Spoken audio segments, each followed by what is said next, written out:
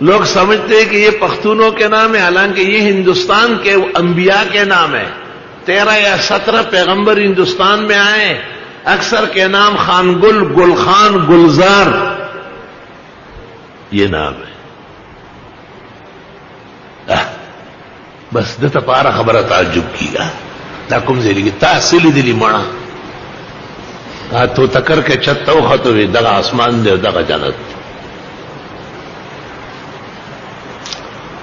اللہ، یہ پہلے ایک کتاب شائع ہوئی تھی حکیم الاسلام کے جواہر پار ہے، پھر شائع ہوئی تھی انسان کی فضیلت کا راز، اب وہ شائع ہو گئی ہے معجزات انبیاء، ادارہ اسلامیات لاہور سے شائع ہے۔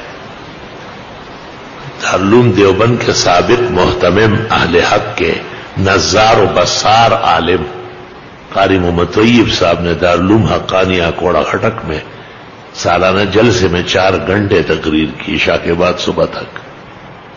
قاری صاحب کی تقریر 4 اور 6 گھنٹے ہوتی تھی، اور اس میں مولانا یوسف بنوری، مولانا عبدالحق، مولانا شمس الحق افغانی جیسے لوگ کاپی لے کے بیٹھتے تھے۔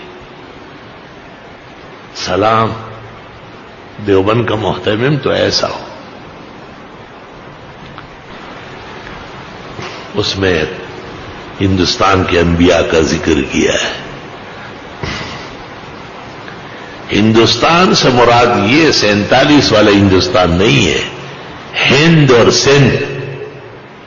پیغمبر کی خدمت میں آدمی آیا، آپ نے پوچھا من ہے نا، اس نے کہا من الہند، کہا من الہند او السندھ ہما اخوان من ابن نوح، ہند اور سندھ 2 بھائی ہیں، نوح علیہ السلام کے پڑ پوتے ہیں۔ آپ کے بیٹے کنعان کا بیٹا ہے خوشنگ، جس کو کہتے ہیں خوشرنگ بھی، اور خوشرنگ کے پھر 2 بیٹے ہیں، ایک کا نام ہند ہے، دوسرے کا نام سندھ ہے۔ یہ سارے افغانستان اور یہ کاشغر اور چائنا اور یہ سارا برما، رنگون، یہ سب ہندوستان ہے، ہند اور سندھ۔ پھر اس میں سے ہند جو ہے اس کے بچے 60 ہیں، ان میں پشاور بھی شامل ہے، کاشغر بھی شامل ہے، کابل و زابل بھی شامل ہے۔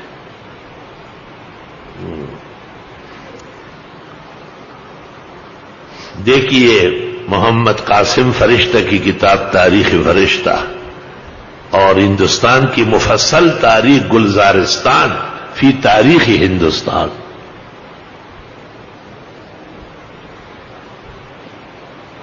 امام رازی کہتے ہیں تفسیر سورۃ یوسف میں 12ویں پارے میں ہندوستان گیا کیونکہ یہ ابراہیم علیہ السلام کا وطن ہے۔ یہ دیکھ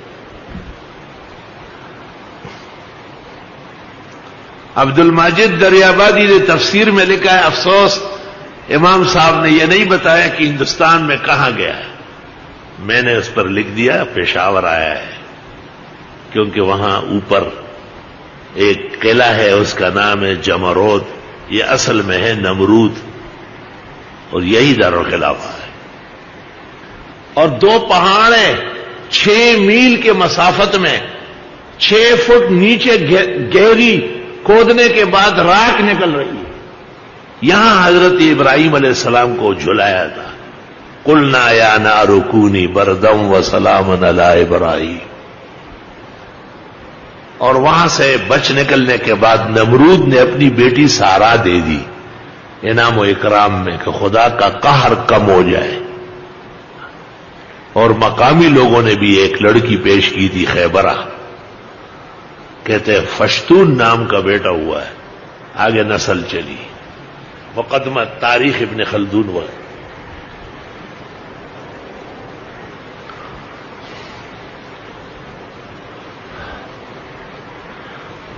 تقسیم میں فرق ہے۔ ابو ریحان البیرونی یہ سندھ میں ایک جگہ ہے،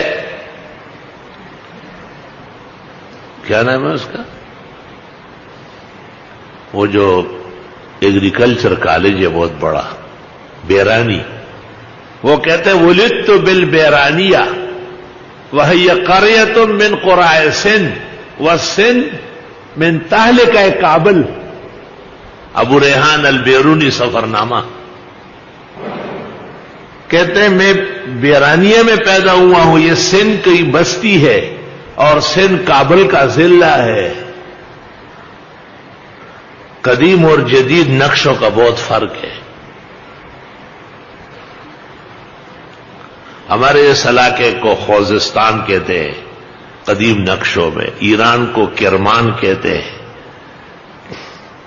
بخاری شریف کتاب الحج میں ہے، لو اراد احد من کرمان الی الحج، اور بعد میں پھر کرمان اور خوزستان اور یہ علیحدہ علیحدہ صوبے بن گئے، دور دور ہو گئے۔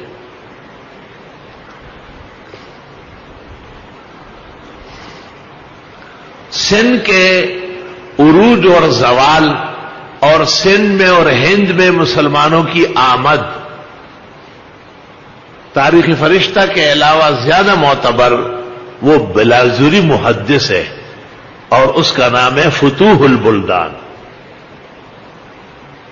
محمد بن قاسم کی آمد و تشریف آوری اور ان کا جہاد اور ملتان تک پہنچنا اور پیچھے سے عبد الرحمن سکسکی کا انہیں واپس بلانا اور سزا دینا، افسوس صد افسوس۔ وے دل کے پپولے جلوٹ سینے کے داغ سے، اس گھر کو آگ لگ گئی گھر کے چراغ سے۔ اپنوں نے ایسی سزائیں دی ہے کہ پوچھو نہیں۔ دل کے پپولے جل اٹھے سینے کے داغ سے، اور اس گھر کو آگ لگ گئی گھر کے چراغ سے۔ اللہم صلی وسلم علی النبی وعلی آلہ واصحابہ وبارک وصلی وسلم علیہ۔ لوگ سمجھتے ہیں کہ یہ پختونوں کے نام ہے، حالانکہ یہ ہندوستان کے انبیاء کے نام ہے۔ 13 یا 17 پیغمبر ہندوستان میں آئے، اکثر کے نام خان گل، گل خان، گلزار، یہ نام ہے۔ اللہ، یہ پہلے ایک کتاب شائع ہوئی تھی حکیم الاسلام کے جواہر پارے، پھر شائع ہوئی تھی انسان کی فضیلت کا راز، اب وہ شائع ہو گئی ہے معجزات انبیاء، ادارہ اسلامیات لاہور سے شائع ہے۔ دارالعلوم دیوبند کے سابق محتمم اہل حق کے نظار و بصار عالم قاری محمد طیب صاحب نے دارالعلوم حقانیہ کوڑا کھٹک میں سالانہ جلسے میں 4 گھنٹے تقریر کی، عشاء کے بعد صبح تک۔ قاری صاحب کی تقریر 4 اور 6 گھنٹے ہوتی تھی، اور اس میں مولانا یوسف بنوری، مولانا عبدالحق، مولانا شمس الحق افغانی جیسے لوگ کاپی لے کے بیٹھتے تھے۔ السلام علیکم جی دوستو، آپ نے دیکھا اور سنا شیخ مفتی ظفر خان رحمۃ اللہ علیہ کو کہ شیخ مفتی ظفر خان رحمۃ اللہ علیہ کیا بیان فرما رہے تھے۔